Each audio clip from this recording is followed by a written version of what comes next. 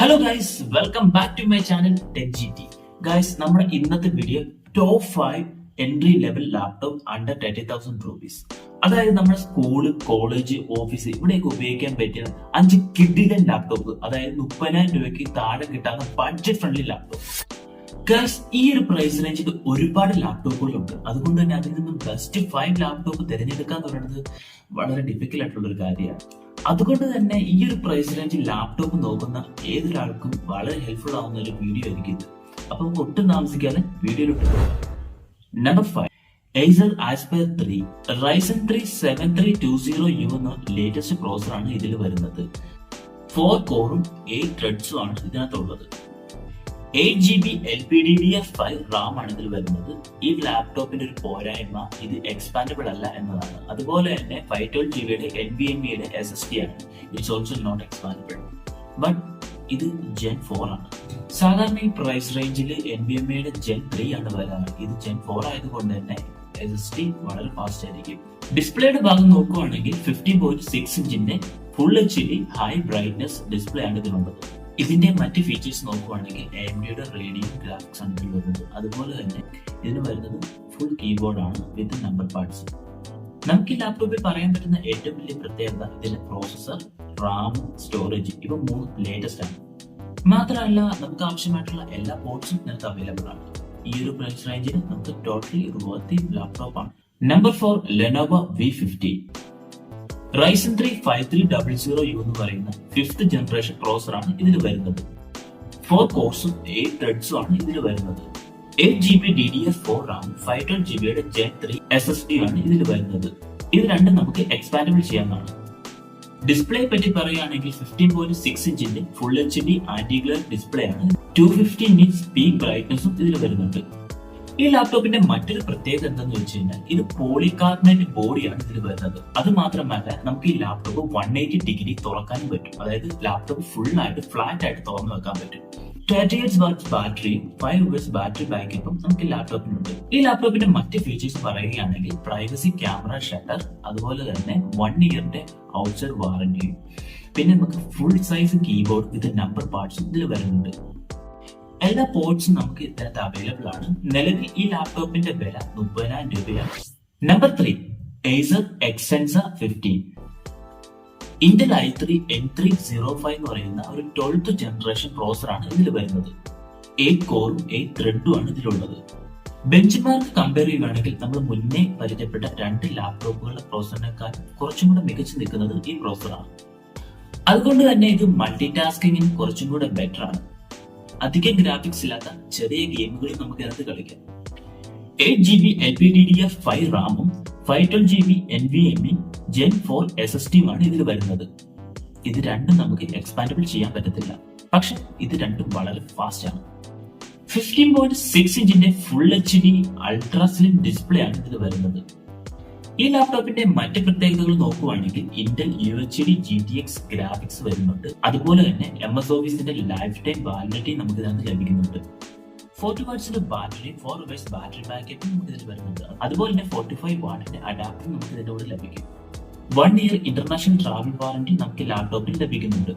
3.5mm Jack, HDMI port, USB Type A Type C എല്ലാ പോർട്സും നമുക്ക് ഇതിനകത്ത് അവൈലബിൾ ആണ്.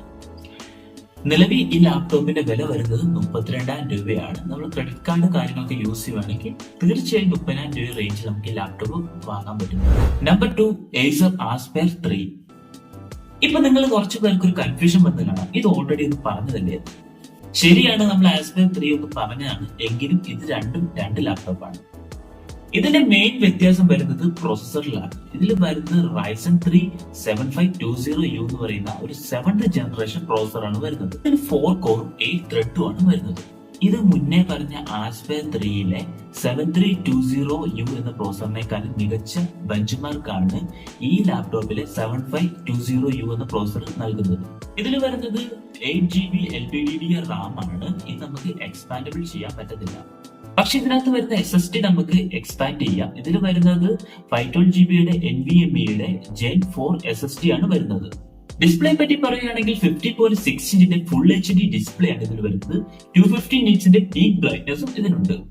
40 വാട്ട്സിന്റെ ബാറ്ററി 45 വാട്ട്സിന്റെ അഡാപ്റ്ററും നമുക്ക് ഇതിനകത്ത് ലഭിക്കുന്നുണ്ട്. 3.5mm audio Jack, USB type A, type C എന്നീ പോർട്സുകളും നമുക്കിതിനകത്ത് അവൈലബിൾ ആണ്. ഇതിന്റെ നിലവിലെ പ്രൈസ് റേഞ്ച് 33,000 രൂപയാണ്.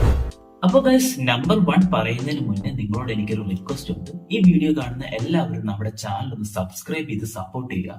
കാരണം നമുക്ക് സബ്സ്ക്രൈബേഴ്സിന്റെ എണ്ണം വളരെ കുറവാണ്. നിങ്ങളുടെ ഓരോ സപ്പോർട്ടും എനിക്ക് അടുത്ത വീഡിയോ ചെയ്യാനുള്ള വലിയൊരു പ്രചോദനം തന്നെയാണ്.